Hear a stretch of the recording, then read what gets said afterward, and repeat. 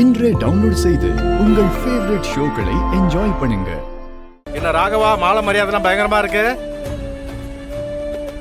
என்ன எப்படி கேக்குறீங்க? என் அண்ணனுக்கு அப்புறம் ராகவன் தானே எங்க குடும்பத்தோட அடையாளம். மாலை மரியாதை எல்லாம் முதல்ல அவனுக்கு தானே செய்யணும். அதெல்லாம் சரிதான்.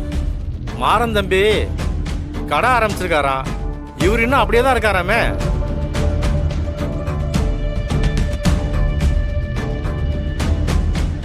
என்ன ராகவா, உன்னை விட இளையவன் கடைக்குட்டி, அவனை முன்னாடி போக விட்டு கை கட்டி வேடிக்கை பார்த்துட்டு இருக்க. வள்ளி டெக்ஸ்டைல் சார்பாக மாறன் 5000 ரூபாய் கோயிலுக்கு நன்கொடையாக வழங்கியுள்ளார்.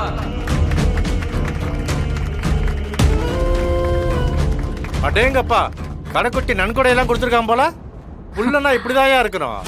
நல்லா வளர்த்துருக்க ராமச்சந்திரா.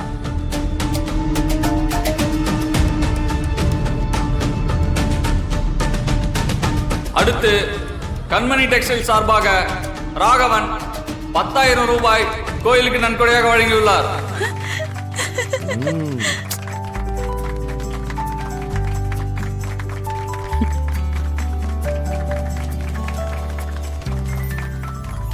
ராகவா, என்ன தனியா கடை ஆரம்பிச்சிருக்கியா?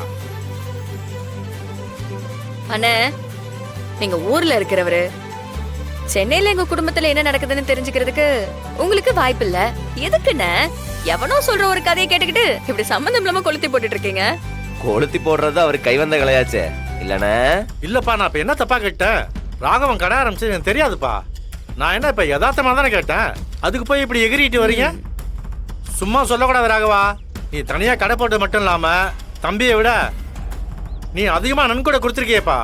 நீ நல்லா சம்பாதிக்கிற போல. ராகவா, ஊர்ல உங்க குடும்பத்துக்குள்ள கோளாறு, உங்க அப்பா எல்லாத்தையும் இழந்துட்டு நிக்கிறாருன்னு ஊருக்குள்ள என்னென்னமோ பேசுறாங்கயா. அத்தனை பேர் வாயும் ஒரே ஒரு நன்கொடையை கொடுத்து அடைச்சிட்டேயா. என்ன ராகவா, பரவாயில்லப்பா. ராமச்சந்திரன் பேரை காப்பாத்திர போல இருக்க.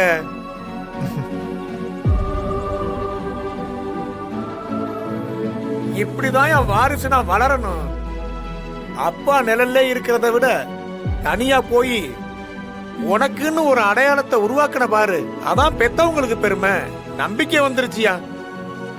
நீ ராமச்சந்திரன் பேரை காப்பாத்திருவியா?